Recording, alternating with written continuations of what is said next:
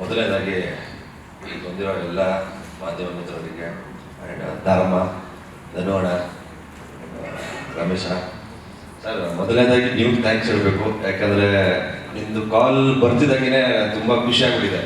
ಯಾಕಂದರೆ ನಿಮ್ಮನ್ನ ಡೈರೆಕ್ಟಾಗಿ ನೋಡೇ ಇರಲಿಲ್ಲ ನಾನು. ಡೈರೆಕ್ಟಾಗಿ ಕರೆದು ಆಫೀಸಿಗೆ ಮಾತಾಡಿಸಿದಾಗ ಇನ್ನೂ ಖುಷಿ ಆದೆ.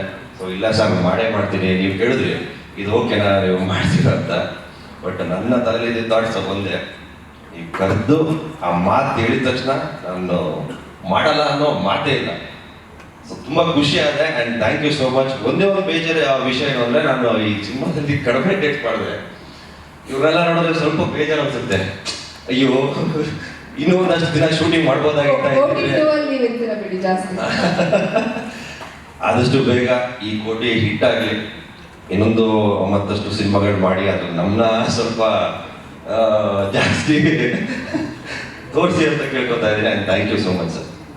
Thank you Akshay.